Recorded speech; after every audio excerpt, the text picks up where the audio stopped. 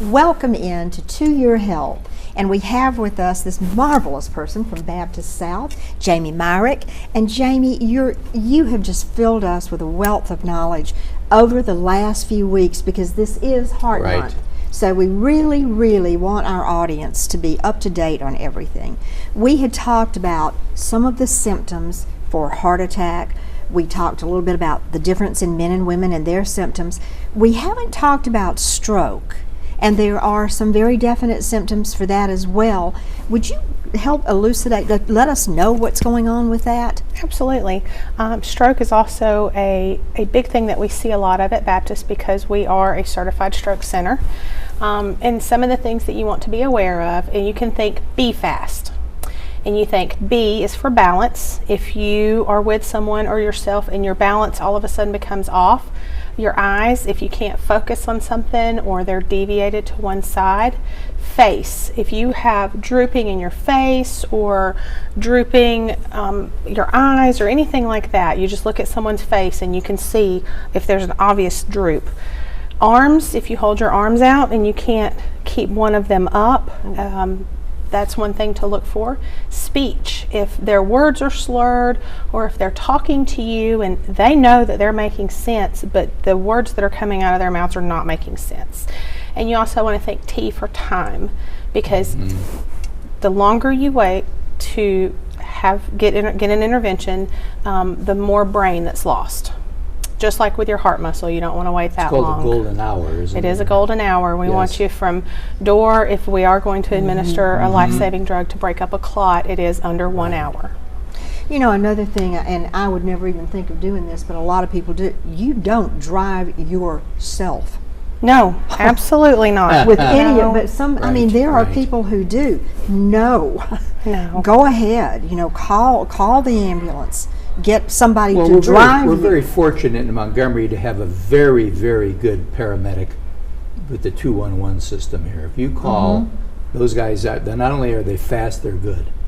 Yeah, I just was amazed at stories I hear about somebody that said, yeah, I drove myself, and I'm thinking, not just for your own safety, but the other people on the road with you. You know, and you just don't do that. And calling an ambulance, the ambulance drivers and paramedics are able to communicate with the hospital too ahead of time. This is what I have coming in. That way our emergency room is prepared and they know what to expect. Yeah, they're going to do all the vitals before you ever get in the door. Oh yes. And even that saves time. Yes. Well, and circling back to something that we talked about earlier, you know, when you're looking for a starting point, as you said, you're going to have your annual physical. Hopefully you have a 6 months checkup. But you know what, if you have any doubts, if it's not being done, you know, you think you're healthy as a horse and you've got no history, which half of us think we are, but you know what, you should be sure that those tests are being done. Like if you need a resting EKG or if you need just a general heart assessment, you should be doing that. Absolutely, talking to your physician about it.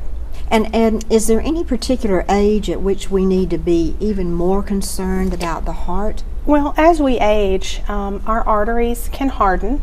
If you think of a rubber band stretching, your veins and your arteries are lined with an elastic layer. And as you stretch and stretch with the high blood pressure or things like that, even just aging, an old rubber band will break.